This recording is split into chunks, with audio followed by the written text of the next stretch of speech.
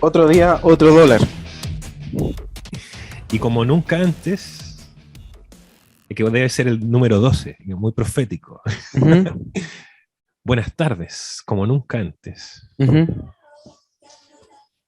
¿Cómo está, hermano? Sí, Bien, satelital lo muy veo. sorprendido. Sí, estoy desde la altura, a veces De la raquia, subir, como dirían por ahí. ¿Ya?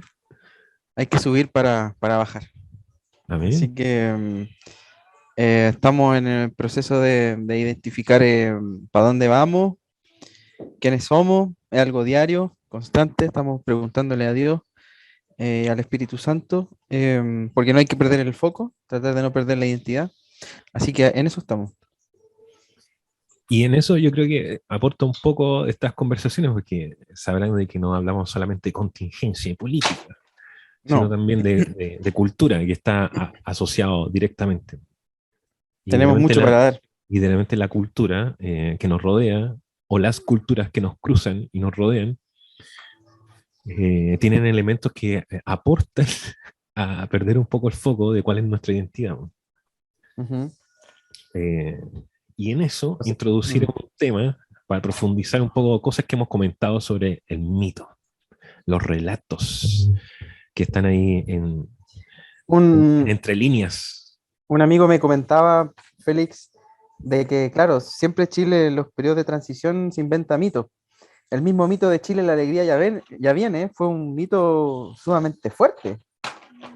Interesante pensar que entonces la idea fuerza que instalan las campañas publicitarias políticas fundan mitos.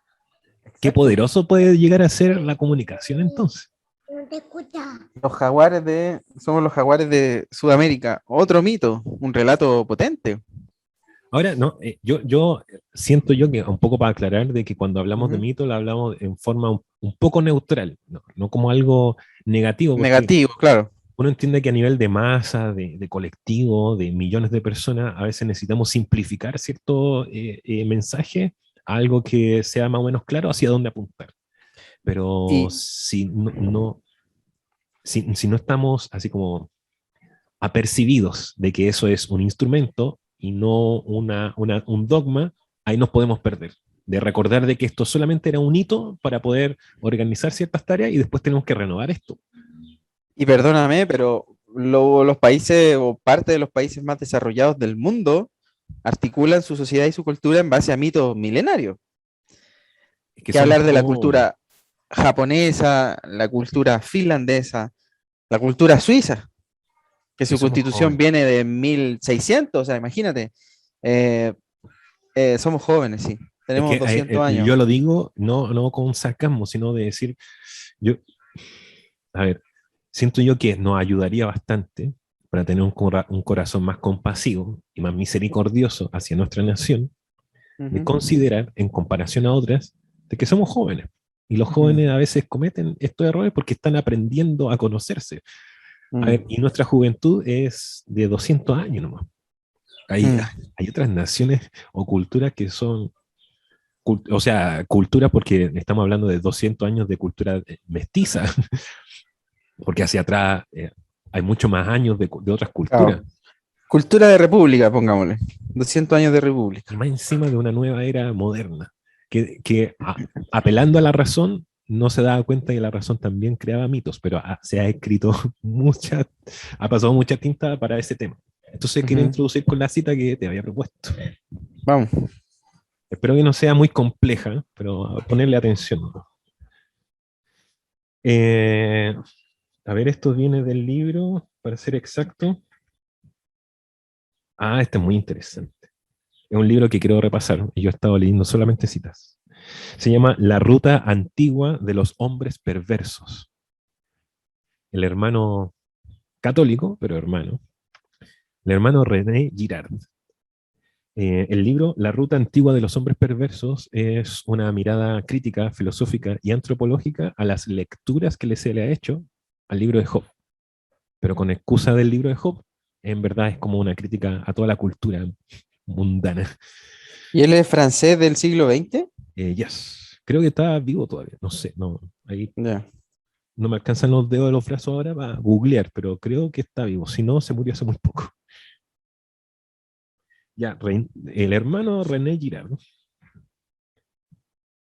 Eh, quiero adelantar, espérate, que quiero buscar el nombre exacto, siempre se me... Aquí está. A los auditores que la otra vez me pidieron como recomendaciones de lectura. Yo esto lo voy a decir a modo muy personal y con mucho cuidado, pero voy a decir que a mí personalmente un libro que me ayudó mucho a tomarle el real peso histórico y profundo y universal que provocó la cruz fue leyendo a este hermano René Girard con un libro que se llama Veo a Satán caer como el relámpago. De verdad, y escribe muy simple y te hace ver de cuál es la relevancia universal que tiene el fenómeno y el hecho y el acto físico de la cruz. Bueno, Buen título ese, ¿eh? difícil de conseguir físicamente, pero está por ahí en PDF. ¿Sí? ¿Para qué nos vamos a leer la carta entre gitanos? Sabemos que muchos de ustedes leen en PDF y no los compran. Ya, dice la cita. Atención. No basta con reconocer el objeto del debate, la violencia colectiva que se apresta a abalanzarse sobre Job y que ya le ha rozado. Hay que reconocer también las dos perspectivas y sobre todo hay que elegir entre ellas. Evitar tomar partido es una estafa. Toda afectación de impasibilidad, cualquiera sea el pretexto, paréntesis, estoico, filosófico o científico, perpetúa el statu quo, prolonga la ocultación del chivo expiatorio, nos convierte en cómplices eficaces de los perseguidores. Job es lo contrario de esta impasibilidad. Lejos de ser fuente de ignorancia, la apasionada identificación con la víctima es aquí la auténtica fuente del saber y de todo lo demás. Y cierra con esto, la verdadera ciencia del hombre no es nunca impasible. Aquí, ¿Qué bueno, aquí entiendes tú por impasible? generar cierta distancia de como que esto no me afecta. Bueno, la cita hace alusión también a esta situación que se da con los, que también aquí lo pone la autora, que es una amiga que escribió este ensayo, comillas, amigos de Job, esta impasibilidad de decir, bueno, sí, sabemos que como en términos coloquiales, le vamos a bajar el perfil a lo que está pasando con Job físicamente y emocionalmente, porque no es solamente enfermedad, se le ha muerto gente importante a él, pero le vamos a bajar el perfil solamente para reflexionar sobre esto. ¿Cachai? La impasibilidad. Bueno, voy a crear cierta distancia que no me afecte, o como dirían los psicoanalistas, no hacer transferencias con esta situación que está pasando, le está afectando a la otra persona para poder tener una distancia y reflexionar, comillas, mejor. Por eso dice, estoico, filosófico o científico. No, es que vamos a analizar este caso aislándolo de ciertos factores. Es que no puedes aislarlo. Y eso es lo que ataca y reclama René Girard desde una ética cristiana. Tú no puedes ser impasible. A esa víctima le está pasando algo y tú tienes que identificarte con esa víctima, que eso es a lo que invitan los evangelios y Cristo mismo. Y es lo que Pienso, él, como, comillas, personaje universal, por eso hablaba del libro anterior, es lo que confronta a toda la historia universal que se basa en esto, en crear relatos, mitos, para poder esconder a la víctima, al chivo expiatorio, a este enemigo que inventamos para asesinarlo y hacer de él el sacrificio fundante de nuestra sociedad. pienso mucho en la parábola del buen samaritano. Eh, Perdón. En el sentido de que el buen samaritano era alguien que tenía los recursos y a veces nosotros como que miramos en menos o no consideramos como muy importante el hecho de tener recursos prácticos que ayudan a los demás. Porque si bien es cierto, primero pasa un levita, me corregí, pasa un levita al lado de esta persona asaltada en la parábola, luego pasa un sacerdote Un fariseo y un levita. Fariseo y un levita. Y luego pasa alguien sumamente normal, un samaritano, discriminado por el pueblo judío de esa época, pero era alguien que tenía la capacidad de ir a la tienda del mesonero y decirle, mira, yo voy a un viaje, no puedo cancelarlo, pero ponlo a mi cuenta. Y yo veo ahí recursos. Obviamente en la parábola hace una referencia a recursos económicos, pero yo me refiero a otros tipos de recursos.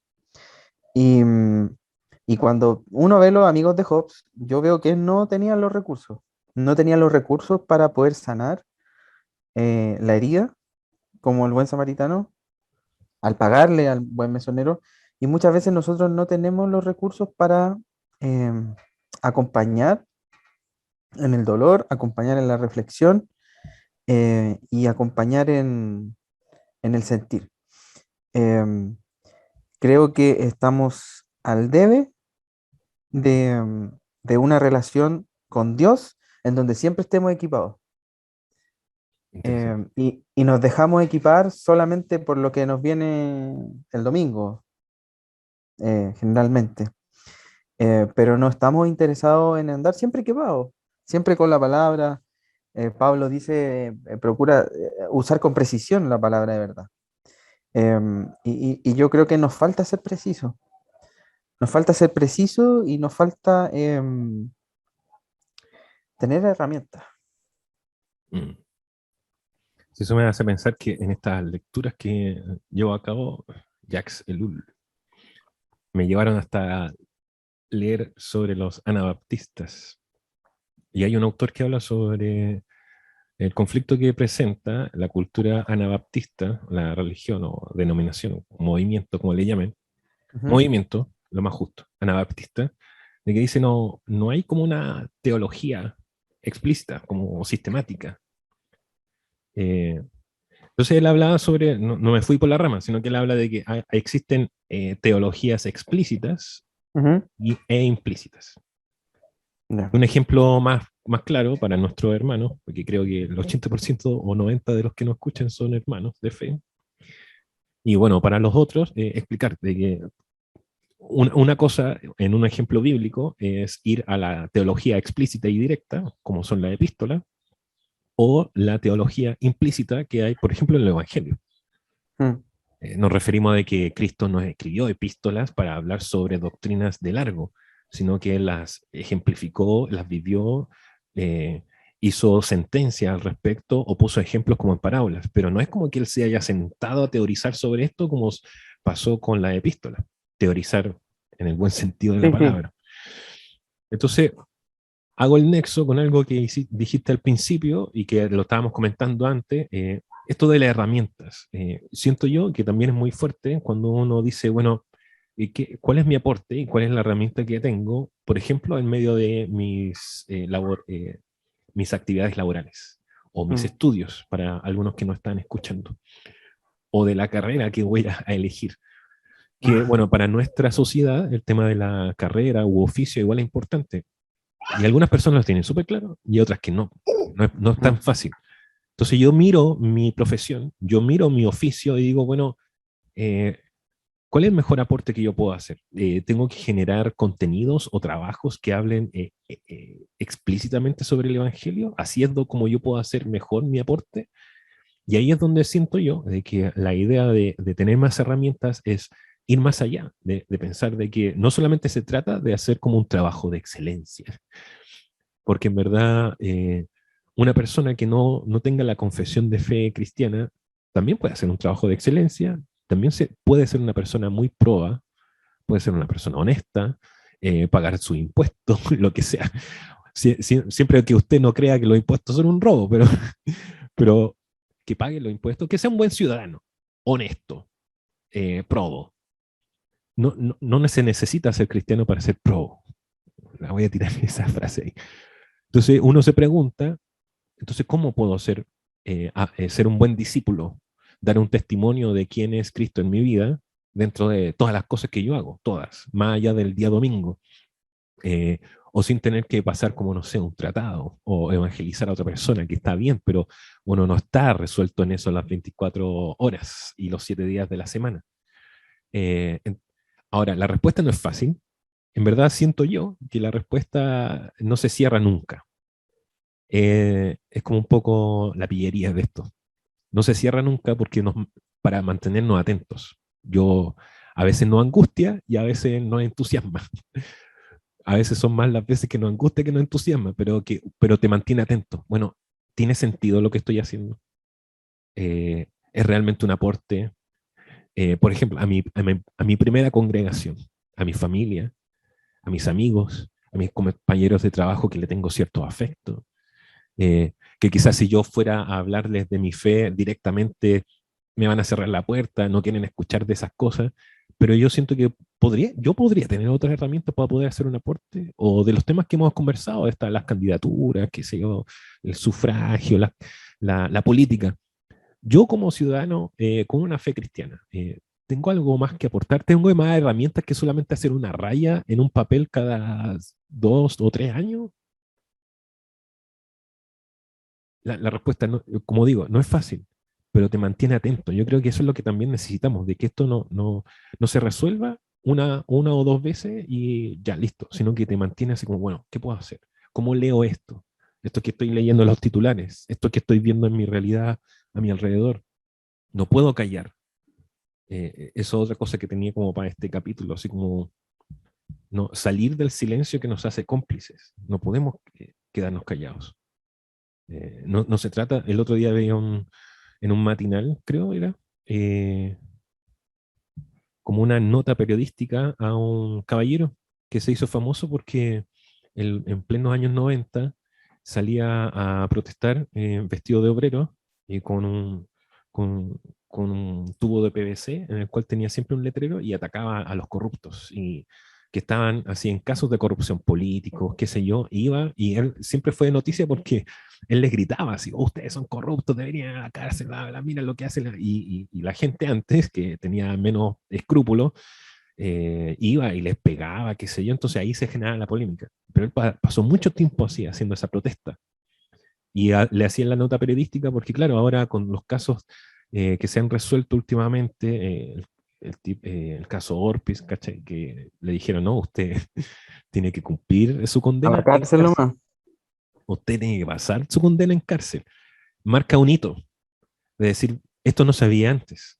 Y la gente pedía este tipo de justicia. Pero a esas personas que pedían justicia antes eran como un chiste. Eran como, ah, mira este tipo, mira, de nuevo está reclamando. Y era algo que yo también escuchaba también como de la generación que nos precedió. La gente que levantaba la voz era como, no, están siendo alaracos, están exagerando, Mm, oye, son molestos. La mm, gente que reclama son los molestos, pero en verdad mm. eran súper pasivos ante la gente que evidentemente o era corrupta o tenía que ser sujeta a una investigación. Pero reclamar eso antes era mal visto, cuando no, o sea, no puedo quedar impasible ante la justicia, ante la injusticia, no puedo ser impasible. Al menos si yo me digo cristiano, no puedo quedarme callado, porque eso no solamente le afecta a mi prójimo, en algún momento también me va a afectar a mí. Si yo estoy esperando a que me afecte a mí, estoy pecando de un gran egoísmo. Y de hecho eso, como lo decíamos antes, los profetas lo condenaban. Lo que pasa es que no podemos ser entes de justicia si nosotros primero no sabemos qué es la justicia, porque muchos asocian a que la justicia es como de izquierda, pero todo lo contrario, la justicia no va más allá de eso. Primero, no podemos hacer entes de justicia si no sabemos qué es la justicia de Dios, y cómo llevarla a cabo si es que Dios nos concede eso, porque Claro, no a todos se los concede. Y segundo, es cómo manifestar esa justicia. Yo valoro a la gente que fue a las marchas, al estallido social, con carteles, con versículos, porque si bien es cierto, yo encontraba que no estaba de acuerdo, eh, es un hito en su vida que marcó algo. No tenían cómo expresarse y escribieron un versículo porque consideraron que era algo pertinente y me imagino que la mayoría lo hizo con fe Y eso fue un hito en su identidad y seguramente esas mismas personas hoy en día están buscando otra forma de hacerlo. Pero es como, eh, es, es también un poco, no sé cuál es la palabra, pero un poco más elegante. Es una impostura eh, criticar per se a la persona que levanta un letrero con un versículo, por ejemplo. Porque uno Ujú, diría, bueno, otros tienen otras plataformas para no llegar a este punto o ujú, para poder decir de que nosotros ya lo habíamos dicho antes o hicimos algo al respecto. ujú, ¿Qué hicimos antes desde las plataformas que sí teníamos? ujú, Radios, televisión, púlpitos, grupos organizados, no sé, o sea, hay comunidades que no se ven solamente los días domingos. Hay otras instancias donde más pequeñas donde se reúnen. Ellos, ¿de qué discuten? Ellos se preguntan sobre lo que sucede alrededor. mm, Ellos, al menos quizás no lo publican hacia afuera, pero en las comunidades cerradas logran dar herramientas para poder leer la situación porque la persona va y se reúne, no sé, el día martes a las 7 de la tarde. Está una, dos, 3 horas ahí reunido y después se va. Pero esa persona que apartó ese tiempo, esa persona va a volver a la realidad, por así decirlo, donde ujú. tiene un trabajo, vecinos, televisión con noticias.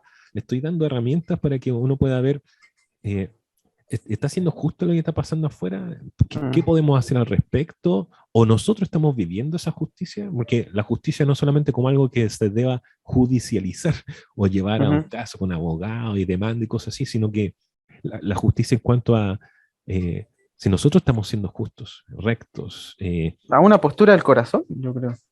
Una postura de la mente, una postura de diaria.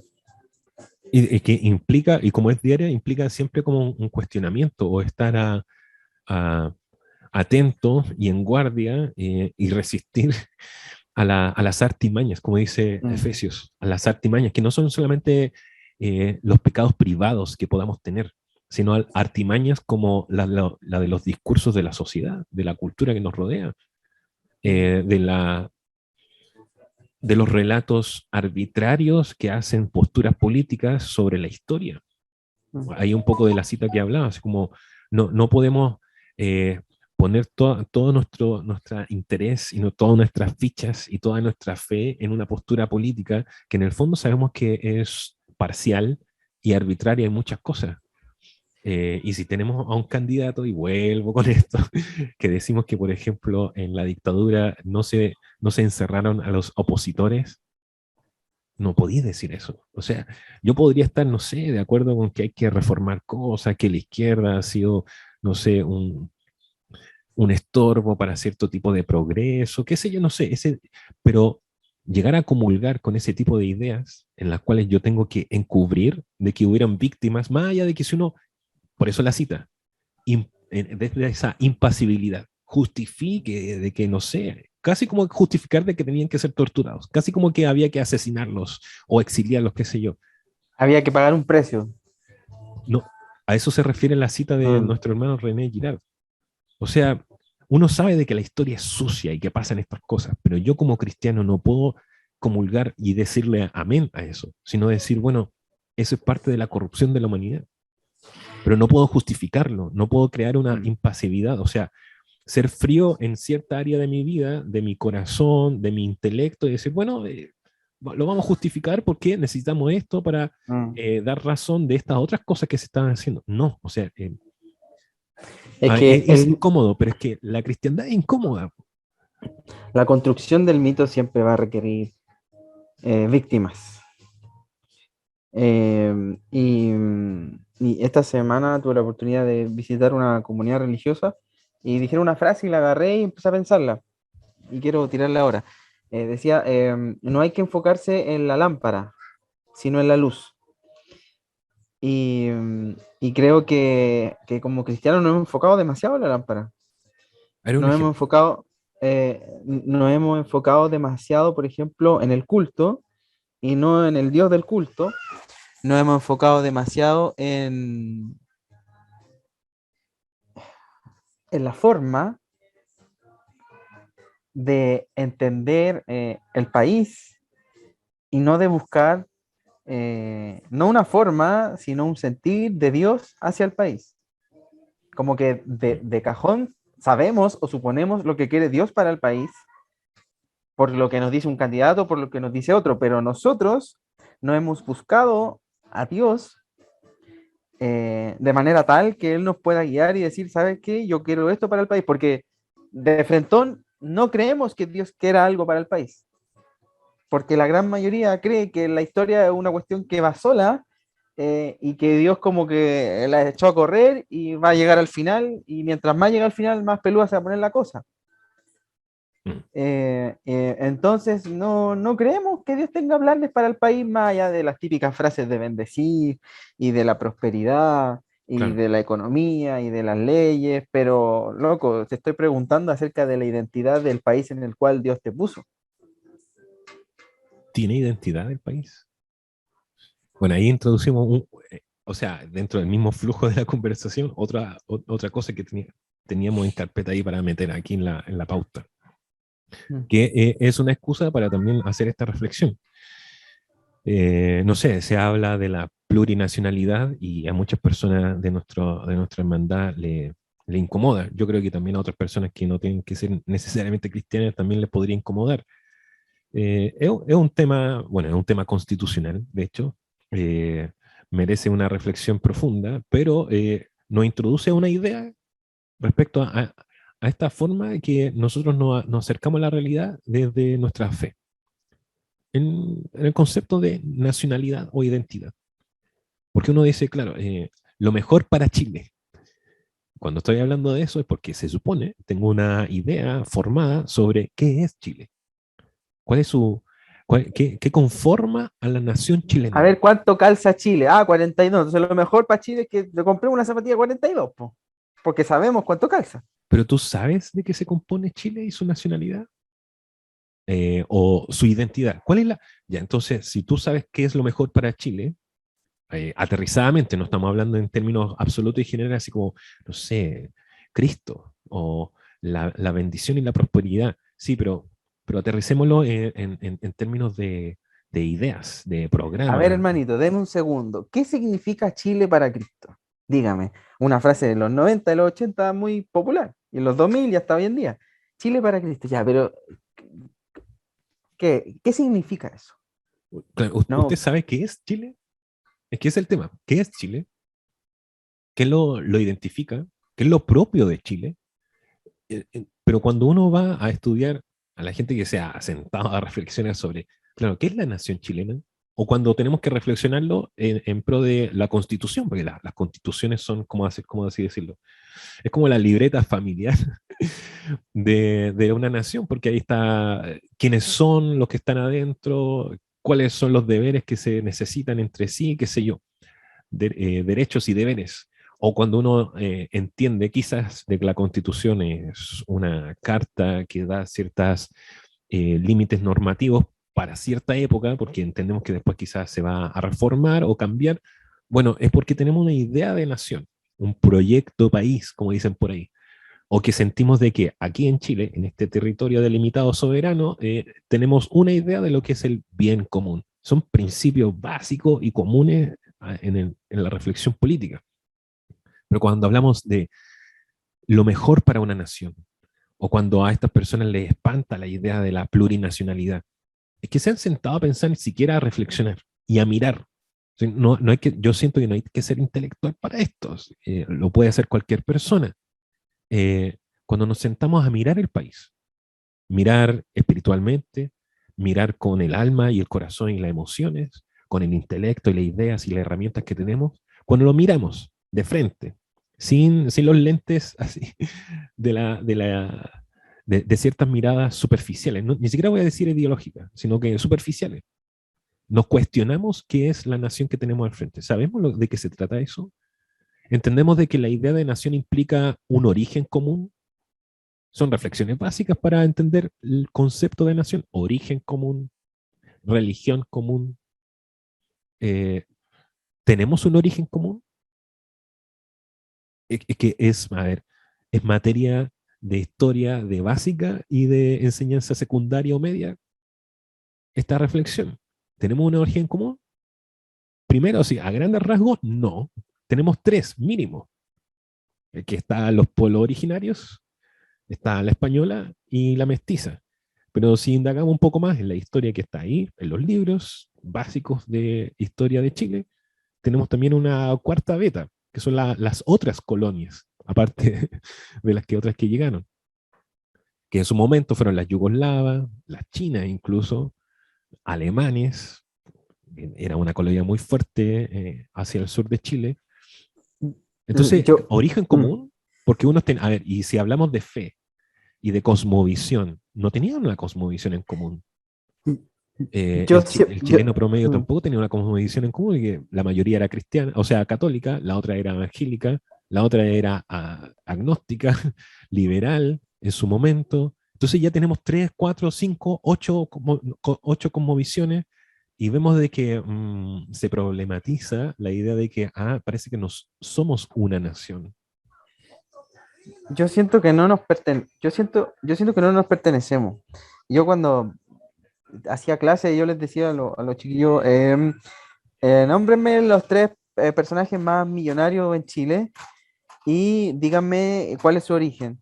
Y había una coincidencia de que todos eran hijos de inmigrantes.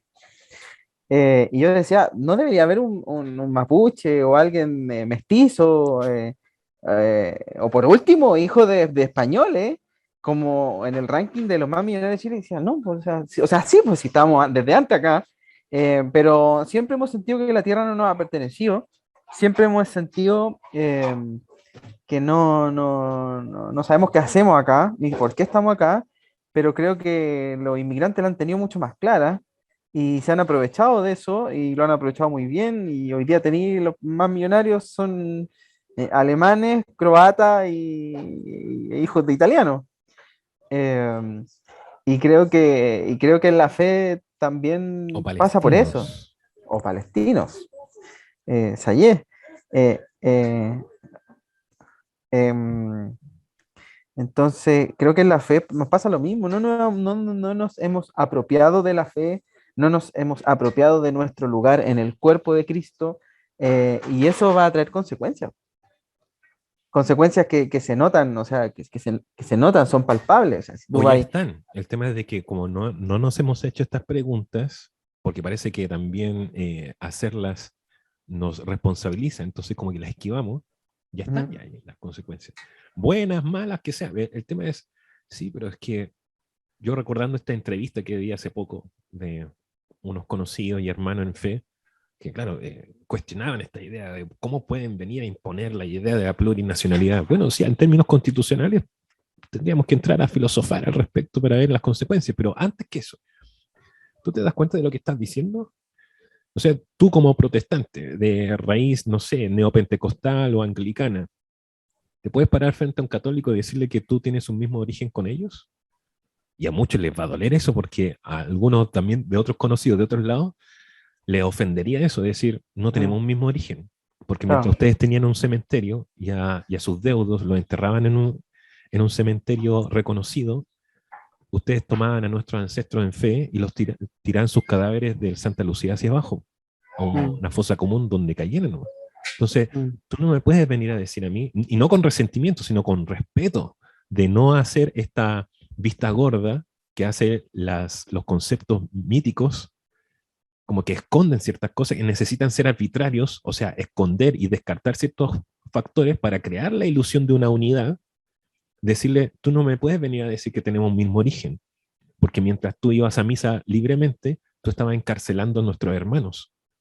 Mientras tú tenías un templo, tú apedreabas a nuestros hermanos que predicaban en la calle. Nosotros no tenemos un mismo origen. Entonces no podíamos hablar de una nación. Y no tiene que ver con plantear un discurso del resentimiento, sino de decir, mira, hasta nuestro origen habla de que tenemos ciertas diferencias. El tema es, si no somos una nación, pero necesitamos paz, necesitamos cierta armonía para poder seguir creciendo o evitar la crisis, al menos como un dique. No sé si vamos a resolver todo, pero al menos no caer en un estado peor de cosas. Eh, Pongamos los puntos en común en otro asunto que no tenga que ver con la nacionalidad, porque eso es un mito moderno. un Estado necesita crear la idea de una nación, pero no de esa forma, porque esto, si no estás como omitiendo todo lo demás. Y son, y dentro, yo siento, y lo que propongo, al menos desde mi sentir personal, es de que una ética y un corazón cristiano no puede entrar a engatusarse y a hechizarse con esa idea mítica de, por ejemplo, la nacionalidad. Porque uno podría decir, sí, somos responsables del territorio en el cual estamos, pero yo no voy a entrar a conceptos y discursos que esconden estas cosas que son temas delicados y que le importan a mi prójimo. Quizás desde mi posición, claro, a mí no me importa mucho, tengo el discurso, no sé, de clase media o alta, protestante, blanca, del centro de Chile, de la capital, y para mí estas cosas no son temas. Pero si tú cruzas la vereda, sales de tu burbuja, te das cuenta que tal vez ese discurso que para ti te parece tan unido y tan obvio, no es obvio cuando tú le das paso a que el otro, tu prójimo, se muestre como quien es y que tal vez te va a resquebrajar esa idea superficial, mediocre, que tiene sobre la nación chilena, eh, y el otro se va a mostrar por quién es, de que hay diferencias, hay matices. Entonces yo siento que lo ético para un cristiano es poder abrirse a la posibilidad de que el otro se muestre en su diferencia y hallar los puntos en común en otro lugar, no allí. Pero le estoy imponiendo mi visión. Somos impositivos como un mecanismo de defensa al no tener la seguridad de quién es Cristo ni de quién somos nosotros en Cristo. Porque si Explica un tuviéramos poco la eso. seguridad, ¿Por qué surge este mecanismo de defensa? ¿Por qué yo porque, evito este encuentro con el otro, como dice Levinas, el rostro descubierto del otro? porque el encuentro con el otro significa dar, significa ceder, significa mostrarse, verse vulnerable, y ante esa vulnerabilidad no nos gusta sentirnos vulnerables ya de una cuestión natural, pero no nos gusta que vean nuestra fe vulnerable. Eh, Mm. por eso siempre nos mostramos superiores, mejores, porque vamos al cielo, pero no nos gusta decir que vamos al cielo porque somos pecadores y porque seguimos pecando. Nos gusta decir que vamos al cielo porque Dios nos escogió, eh, pero, pero nos cuesta reconocer en el otro eh, a un par, a alguien tan pecador y tan necesitado de la gracia y misericordia como nosotros. Nos cuesta. Vemos sus ropas, tratamos de vestirlo como nosotros queremos, tratamos de que hable como nosotros queremos, tratamos de que piense como nosotros queremos y también tratamos de que tenga el mismo voto que nosotros vamos a tener en las próximas elecciones. Y eso habla de una inseguridad y de una falta de querer mostrarse tal como somos. Nos falta mucha honestidad, eh, nos falta, eh, nos falta mucho, la verdad. Nos falta mucho. Y creo que este remesón político nos ha ayudado a mostrarnos tal cual somos, sin miedo a perder nuestra identidad en Cristo, sino al contrario, ganar. Yo estoy seguro que Cristo no quiere robots, no quiere bots, no quiere un ejército de iguales, Mm. sino que quiere un, identidades distintas. Quiere a gente adulta conversando, quiere a niños jugando. Esa diferencia. Porque estaba pensando yo ahora, no se trata de absolutos, de decir, bueno, entonces, ¿cuál es la ideología, por ejemplo, de lo que venimos conversando de antes? ¿Cuál es la ideología o la posición política más correcta, la que está más cerca del corazón cristiano? Bueno, gracias Señor por tu misericordia de que eso no existe, porque si no estaríamos elevando a una posición de ídolo a esa ideología. Yo siento en el fondo que no existe y que lo hace complejo, evidentemente, pero entonces, ¿cómo? Entonces la persona que está militando allá tendría que salirse porque dentro de la 70% de cosas que podría encontrar buenas o éticamente cristianas o que puedan comulgar con el cristianismo, el 30% está incorrecto. No, pero es que, bueno, usted véalo con el Señor, pero yo siento que no existe en eso absoluto y que eso también es el desafío de cómo yo convivo con esa diferencia. El otro día hablaba con un hermano, yo le preguntaba sobre su militancia. Oye, pero ¿cómo puedes aceptar esta parte? Porque yo siento yo que tampoco lo podría aceptar. Y él me decía, sí, no, no me gusta esa parte de- del partido político en el cual estoy, pero sí también estoy en favor de esta otra parte. Es que en realidad, bueno, y va a ser un tema quizás para más adelante, la militancia de un cristiano. No se trata de absoluto, pero sí saber de que si yo estoy ahí es por un propósito y es para poder tratar de generar un contrapeso hacia esto que yo encuentro más justo. Pero es que no va a haber algo absoluto, monolítico, así, incólume, que Hay, no tiene fisuras. hay que decirle, bueno, Danielito, si usted es profeta, le voy a llevar a un lugar que es incómodo, a la corte del rey de Babilonia, donde va a haber mucha orgía, donde va a haber muchos dioses, donde va a haber mucha comida para contaminarlo, pero tenga la seguridad de que yo lo envié, y la evidencia de que yo lo envié es que usted va a ser 10 veces mejor, porque no solo no se va a contaminar, sino que usted lo va a contaminar a ellos. La pregunta es, ¿tienes la capacidad tú en tu partido político de contaminarlos a ellos? ¿Tú solo contra el mundo? ¿Tú solo contra 100 años de un partido político o 50 años de un partido político? ¿Tú solo contra un líder que habla verdad, pero también habla mentira? Hay que tenerlo muy claro. O de que tú tienes un mandato, o sea, ahí también haría un poco más aguda la cosa del llamado con lo que le pasa a Ezequiel. Eh, es que Dios mismo te diga, es muy probable que tú no los, como la palabra que utilizaste tú, es muy probable que tú no tengas la capacidad de contaminarlos. Pero el problema no eres tú, el problema son los otros, como cuando llama a Ezequiel. Tú simplemente cumple con comunicar lo que yo te doy. Lo que pase de ahí en adelante, ese es problema de mí con esas personas. Pero tú cumple nomás. Tú hazlo en fe, hazlo con un corazón confiado. Eh, porque también a veces siento que hay que cuidar también el corazón y por eso es mantener, yo creo, uno de los mensajes de esta conversación, como mantener esa alerta siempre, de que no ambiciones, de que las cosas tienen así, con mayúscula, en negrita y fosforescente, tienen que cambiar. Es que cuando yo ambiciono tanto forzar las cosas, de verdad que se cometen errores, sí o sí. Entonces ahí también me pasa, recordando esto de que dice el hermano, es que quiero citarlo de nuevo el libro por si a alguien le interesa, la ruta antigua de los hombres perversos, eh, ¿por qué me cuesta abrirme a esa realidad diferente o con matices del otro? Siento que es como lo que le pasa a los, comillas, amigos de Job. Eh, ¿Por qué era tan difícil abrirse a las inquietudes que significaba la situación de Job? Es que lo que pasa es que si yo me abro a la situación de mi otro, esa persona diferente, que es Job, eh, yo vería eh, remecidas, zarandeadas, en esa palabra de los evangelios, mi propia fe, si yo me pongo en la misma posición o empatizo con Job. Entonces, mi mecanismo de mi mediocridad y frialdad carnal está programada para que yo cuando detecto, incluso intuitivamente, ni siquiera lo medito, esto ya está en mis genes, cuando yo presiento esa inquietud y duda en el aire, no, me alejo. Entonces yo inmediatamente me pongo en el papel del que juzga, del que ya tiene todo resuelto, porque hay muchos discursos del libro de Job que es como que tienen toda la situación resuelta.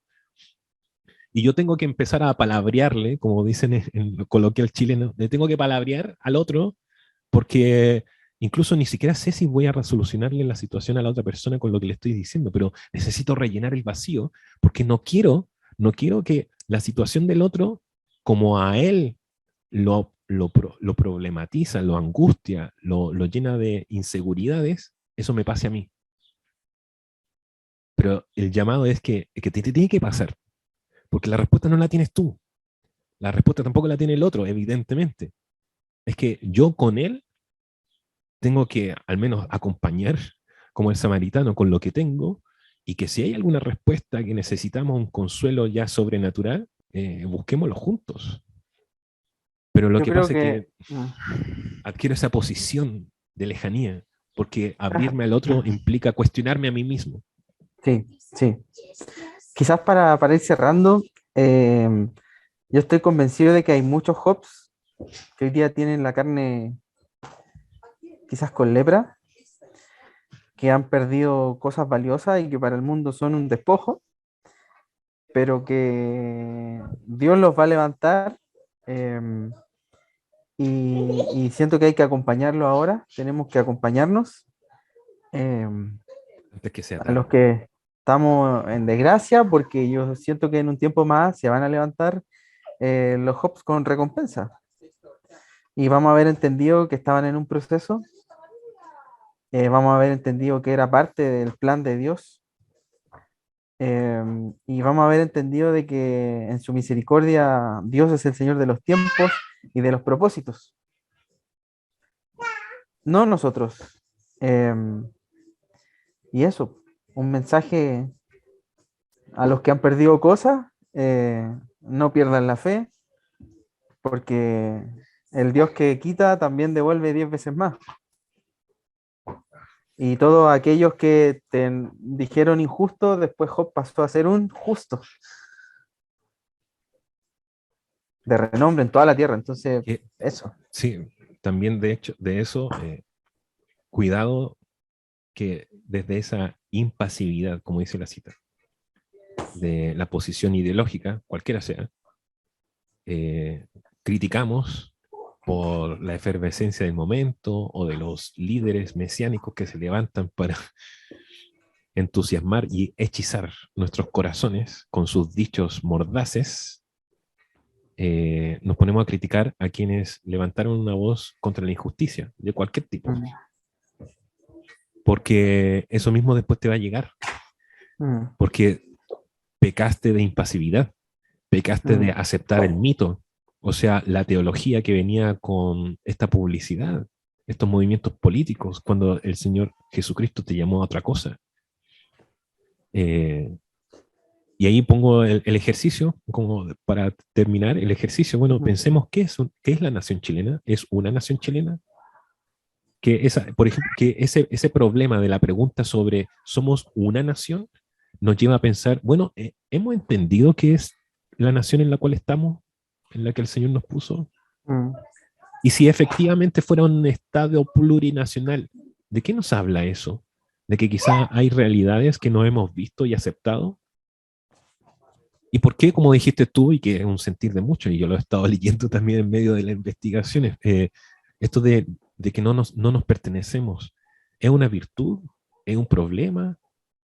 ¿Es un aliciente para tener otra postura como cristianos ante algo que no hemos sabido administrar o amar bien? Pues no se trata solamente de un pensamiento tecnocrático de la mejor economía o los mejores proyectos, sino que algo mucho más básico. ¿Cómo me conecto con mi prójimo sin estandarizarlo, sin esconderlo? Mm. Entonces, de que a ver, la fe cristiana problematiza eso, porque vivimos en una confrontación constante para no adormecernos en el orgullo, en la indolencia, que me parece Mm. grave, sino de mantenernos ahí, sensibles. Y de que si sentimos que tenemos poca herramienta, esa poca herramienta utilizarla. Porque no se trata de la cantidad de talentos, sino de lo que hacen con ellos. Qué buen cierre. Muchas gracias Un por esta abrazo, hermano. conversación. Muchas gracias a los que nos escuchan. Nos vemos y cuídense. Se acerca Eso. una fecha importante, hágalo con paz, hágalo con sabiduría y con amor. Pero no reduzca todo lo que tiene como ciudadano a solamente ese sufragio. Mm. Nos vemos. Nos Saludos por vemos. la casa y a los niños. Saludos.